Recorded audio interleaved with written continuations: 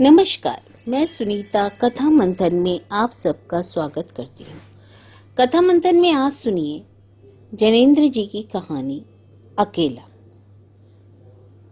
जैनेन्द्र जी की अन्य कहानियाँ आप इनकी प्लेलिस्ट में सुन सकते हैं, जिसका लिंक मैं आपको आई बटन में दे दूंगी और नहीं तो डिस्क्रिप्शन बॉक्स में दे दूंगी।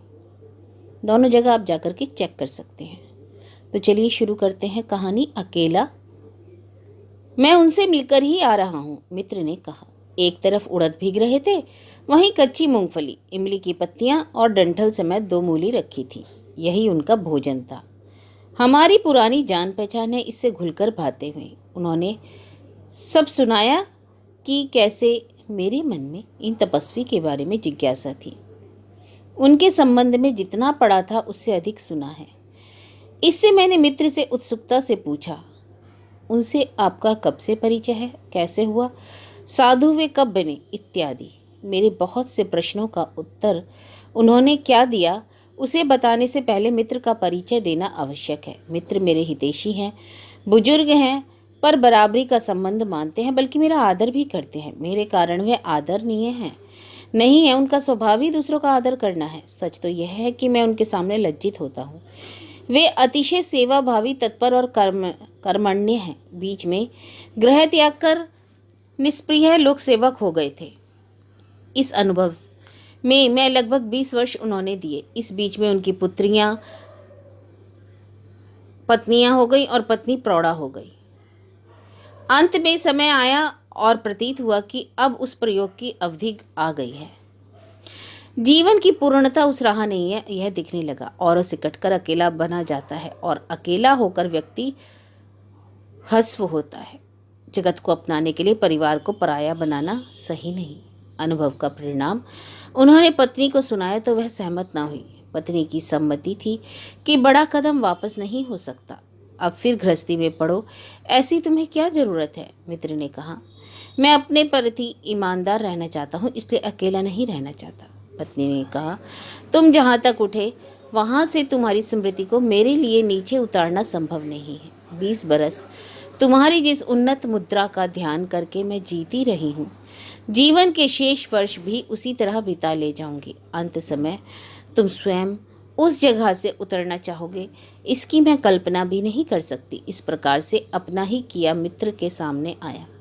ब्रह्मचर्य, परिवार त्याग, अर्थ निवृत्ति और अखंड सेवा के आदर्श को एक दिन उन्होंने ही पत्नी में जगाया था। उस पति की सीख को फिर भरपूर चेष्टा से उस पतिव्रता नारी ने व्रत की भांति अपने भीतर गहरा उतार लिया। तब वह कुछ समझी थी, कुछ नहीं समझी थी, पर मन में मानती थी कि जो ये करेंगे उसमें मेरा कल्याण है। एक दिन पति प्रस्थान को उद्यत हुए। पत्नी ने कहा, तो और तो सब ठीक है, लेकिन इन लड़कियों का क्या होगा। पति ने कहा, सबका योगक्षेम वहन करने वाला तो भगवान है, उसकी सामर्थ्य में शंका करती हो। पत्नी ने माना कि पति की बात ठीक ही है, भगवान है और वही मुझे पार लगाएगा। यह सोचकर उसने पति के चरण छू लिए। पति उस कल्याणिन्या के मस्तक पर आशीर्वाद पूर्वक हाथ रखकर विदा हुए। उसके बाद की कथा पत्नी ने पति को नहीं सुनाई। वह कुछ छोड़ नहीं गए थे। फिर किस तरह घर का काम चलता रहा और पुत्रियों का विवाह हो गया। 20 वर्ष बाद लौटकर पति ने भी इस बारे में कुछ नहीं पूछा। पति को लज्जा थी। वह उस समय अपनी उस गत यौवन पत्नी के प्रति कृतज्ञता से भीगे थे, और यदि अब फिर साथ रहने का प्रस्ताव उनकी ओर से आया था तो उसमें यह भावना भी थी कि वह अतीत की कुछ क्षति पूर्ति कर सकें और उस वंचिता नारी को अंत समय कुछ सुख दे दें। एक प्रकार वह प्रायश्चित करना चाहते थे, किंतु पत्नी ने अपना सुख नहीं देखा, उसने पति का मान देखा। कहा, जिस भारत माता के बंधन तोड़ने आप गए थे वे नहीं टूटे हैं। उससे पहले आपको इस अभागिन की याद क्यों आ गई। अब तक अपने दुर्भाग्य में भी वह सुख मुझे था कि मेरे प्रति कर्तव्य पथ पर बलि होने गए हैं। आज क्या वह सौभाग्य भी मेरे माथे पर नहीं रहेगा। नहीं, मुझसे असंभव ना मांगिए। पति ने समझाकर कहा, मैं हारा नहीं हूँ प्रिय, लौट नहीं रहा हूँ। अपने हिसाब से आगे ही चलने के लिए तुम्हारे पास आया हूँ। अपने विरोध में कुछ नहीं होता। मैंने शायद वही करना चाहा। आज दिख गया है कि वह मेरा भ्रम था। राष्ट्र के प्रति जो भी धर्म हो, सत्य के प्रति व्यक्ति के धर्म सनातन है, अर्थात अपने प्रति झूठा आचरण करके किसी का कुछ भला नहीं किया जा सकता। तुम्हारे सामने यह कहते मैं लज्जा नहीं करूँगा कि जहाँ रहा हूँ तुम्हारी याद मुझसे दूर नहीं हुई है। पति ने कानों पर हाथ रखकर कहा, शिव शिव शिव।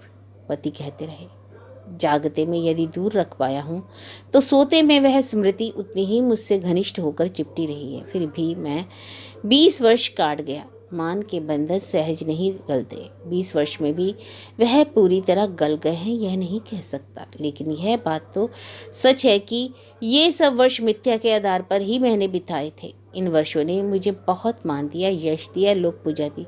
तुम उसी लोक पूजा के स्वीकार में मुझको इनकार करना चाहती हो। मैं तुम्हें दोष नहीं दूंगा। मैं स्वयं इस मिथ्या को अपने भीतर के सत्य के इनकार पर इतने काल अंगीकार करता रहा, किंतु आज अपने महिमामय रूप को एक क्षण के लिए भी तुम्हारे सामने मैं सत्य रहना देना नहीं चाहता हूँ। उस झूठ को तुम्हारे आगे स्वयं ही तोड़ सकूं, इसलिए मेरा आना और भी जरूरी था। आज मैं अकिंचन निर्बल प्रार्थी पर सच्चा बनकर तुम्हारे सामने हूँ। कभी तुम्हें शिक्षा देने का दम यदि मुझ में था तो आज उसी का प्रायश्चित करने की भावना है। तुम यदि तिरस्कार करोगी तो मुझे शोभ नहीं होगा, पर यदि स्वीकार। पत्नी सुनते सुनते रोटी बोली, दुनिया क्या कहेगी? नहीं, मैं नहीं। पति ने कहा, झूठ के एक डंडे पर पैर रखकर दुनिया की आंखों में मैं ऊंचा चढ़ा। इससे मेरे लिए तो और भी ज़रूरी है कि एक एक करके नहीं बल्कि एक बार ही वहाँ से गिरकर मैं धूल पर आ रहा हूँ। दुनिया की आंखों में से सत्य की आंखें दूसरी हैं देवी। वह ऊपर को नहीं देखती, भीतरी को भी नहीं देखती, वह कुल को देखती हैं। मुझे तो लग रहा है कि अब उन आंखों से मेरा छुटकारा नहीं है, इसलिए दुनिया क्या कहती है सो सुनने की मुझे प्रतीक्षा नहीं। अपनी गृह देवी के द्वार पर तो मैं आ लगा हूँ, वह मुझे क्या आज्ञा देती है? पत्नी ने रोते हुए कहा, मुझे नरक में ना घसीटो, मेरी बात नहीं है, लेकिन तुम्हारे बारे में भी एक हल्की बात मैं किसी तरह ना सुन सकूंगी। तुमको मालूम नहीं कि तुम क्या कह रहे हो। मैं सदा तुम्हारी हूँ, लेकिन साथ कैसे रह सकती हूँ? पति, तो मेरे लिए आज्ञा है मैं अकेला रहूं? पत्नी ने कान पर हाथ रखकर भगवान का स्मरण किया, कहा, शिव शिव। पति ने कहा, अकेला मैं नहीं रह सकता प्रिय, तुम्हें क्या बताऊं, 20 वर्ष हो गए, अकेला रहना मेरे लिए अधर्म है।